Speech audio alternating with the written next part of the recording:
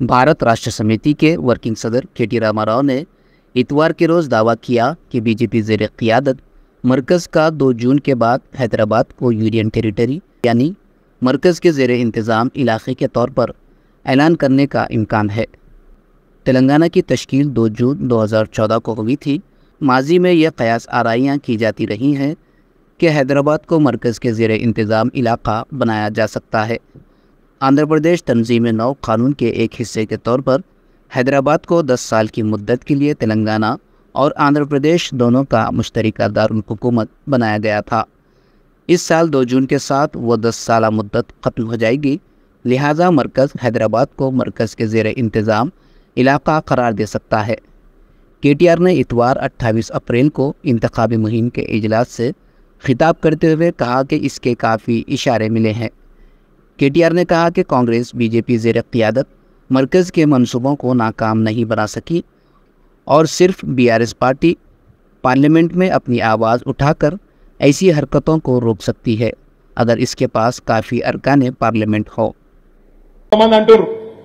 గల్లీల కాంగ్రెస్ ఉన్నది, ఢిల్లీలో ప్రస్తుతం బీజేపీ ఉన్నది. మీకు ఎందుకేయాలి ఓటు అంటారు? ఎందుకేయాలనా?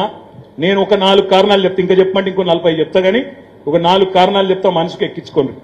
మొదటిది, ఈ జూన్ 2 నాడు తెలంగాణ ఆవిర్భావ దినోత్సవం సరిగ్గా 10 ఏళ్లు నుండి 11వ ఏటికి మనం అడుగు పెడతాం.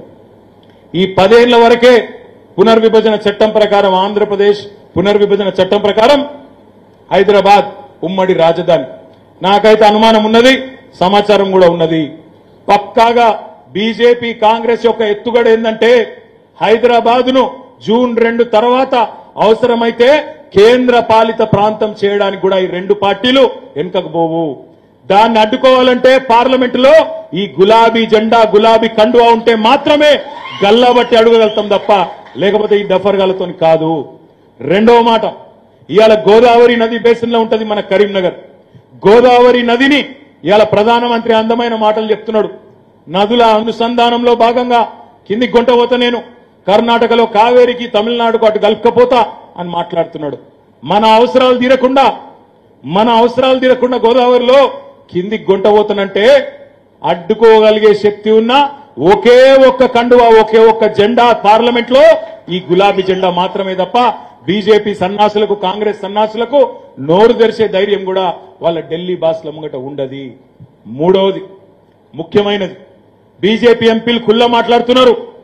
మాకు 3/2 మెజారిటీ వస్తే రాజ్యాంగమే మారుస్తాం, రిజర్వేషన్లు ఎత్తేస్తాం, ఎస్సీ ఎస్టీల రిజర్వేషన్లు తీసేస్తాం అని ఖుల్లా మాట్లాడుతున్నారు.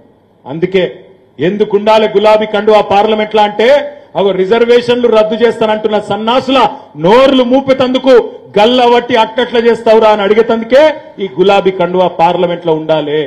ఇంకా చెప్పుకుంటూ పోతే చాలా ఉన్నాయి. నేను మీ అందరినీ కోరేది ఒకటే, ఎందుకుండాలి పార్లమెంట్ లో అంటే గిందుకుండాలి, చదువుకున్నోడు ఉండాలి, మాట్లాడగలిగిన వాళ్ళు ఉండాలి, భాష